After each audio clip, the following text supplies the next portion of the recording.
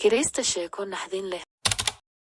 Magacaygu waa Samantha, waxaan ahay 16 sano jir maantana. Waxaan rabaa inaan la wadaago hal iyo kali dhacdadii ugu foosha xumayd ee noloshayda. Haddaba sidaan ayaa dhacday habeen Jimco ah, waxaan la cashaynayay qoyskayga.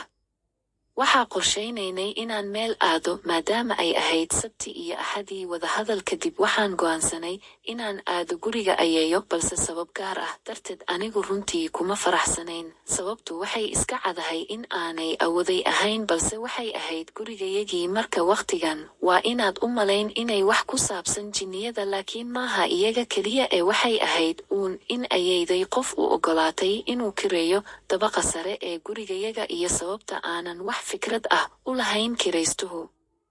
Wuxuu ku jiray bartamihii 40 meeyadii ama 50 meeyadii oo uu ku celcelin jiray dharka 3 jeer wiigii oo had iyo jeer udgoon sida biirka. Waxaad arkaysaa ayeeyo waxay la mid tahay qof runtii naxariis badan oo qof walba u roon, laakiin si kastaba ha ahaatee kiraystuhu runtii ma wacnayn. Wuxuu had iyo jeer ka caban jiray ayayday inta aniga iyo walaalkay aan buuqa samayno iyo in aanay u ogolayn in ay seexdaan. Sida macno ahaan uu uga caban jiray in xitaa marka ay maalintu tahay oo aanay hurdo la'aani jirin. Ayaan u sheegay ayayday sida uu u dhibsado, balse waxa ay odhan jirtay waxa ay noqonaysaa edeb darro. Waxa aan la yaabanahay sababta ay ugu ogolaatay in uu gudaha u galo.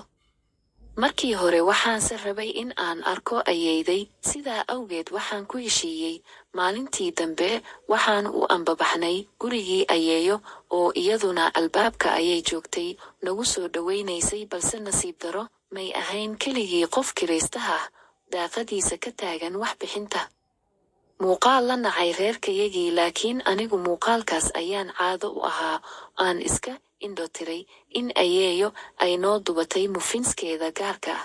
Mana garanayo sida, laakiin ayeeyo kasta waxa ay jeceshahay in ay wax u dubto sida adiga oo kale. Waxa qasab ah in aad maqashay xariiqan sheeko kasta oo ayeeyo ah. Aniga walaalkay waxa uu u cunay iyaga oo aad moodo in ay yihiin hal gabal oo adduunka oo dhan ah. Kadib markii aanu cunay cunista, odayaashii ayaa sii waday sheekadii. Walaalkay ayaa dibadda ii soo saaray. Waxa uu igu yidhi ku ciyaar walaasheed ka weyn mad ini. Waxa uu soo jeediyey in aan ciyaarno qarsoodi iyo baadi doon. Waana aqbalay mar haddii aan ahay qof aad u jecel dhuumashada. Marka dabcan aniga oday baan ahaa, aniguna waxa aan ahaa kii yaraa ee doqonka ahaa ee ka dhuuban. Si kastaba waxa aan tiriyey ilaa 50, waxaana bilaabay in aan raadiyo walaalkay. Sidoo kale maan sheegay magaca walaalkay waa Tim, inkastoo aan ka baadhay hareeraha kaymaha daarada dambe, balse maan helin. Kadib waxaan baadhay gurigii oo dhan, balse ma uusan joogin. Haddaba waxaan bilaabay inaan walwalo. Kadibna si lama filaan ah fikir ayaa maskaxdayda ku soo dhacay. Ka waran haddii uu joogo guriga kiraystaha ah?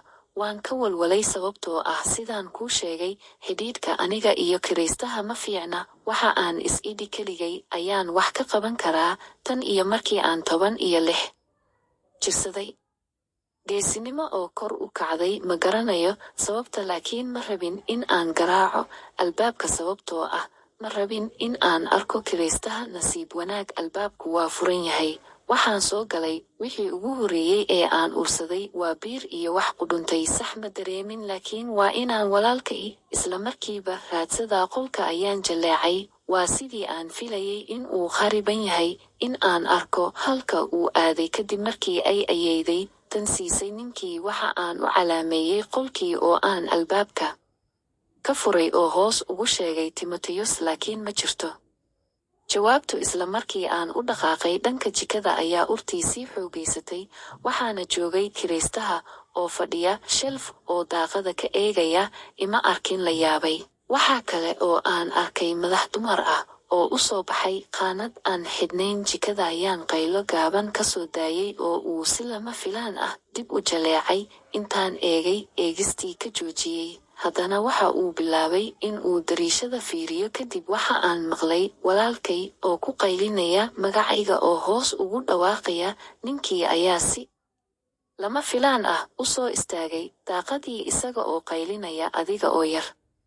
socod baradka sow ma raadsan kartid walaasha ilaahnimada ah naftada waan tahay oo is-idhi ugu yaraan waan ku nafistay walaalkay oo dabaqa hoose joogo waxaan ku fikiray inaan dib ugu noqdo aan waxaan oo dhan u sheego hooyo ilaa uu walaalkay ku qayliyey baxka oo ku yidhi waxaan arkay iyada oo gurigaaga soo gelaysa ma raadi kartaa isla markii aan maqlay ayaan u soo yaacay dabaqa hoose oo aan gacanta ka qabtay walaalkay waxa aan galay gurigii ayeeyo u ahayd oo aan albaabka ka xidhay oo aan waalidkay iyo ayeeyo u sheegay wax kasta oo aan arkay markaas ayay ii sheegeen 5 daqiiqo kadib ayaa booliiska wacay waxaan maqalnay seeriga baabuurta booliiska balse isla markii ay soo gaareen albaabka hore ayay qof garaaceen oo ay ku dhaheen qofka isdhiib kadib hooyaday ayaa albaabka ka furtay waxaana halkaas ku sugnaa kiraystihii oo katiinado ku jira ciidamada ayaa u kaxeeyey gaariga waxayna noo sharaxeen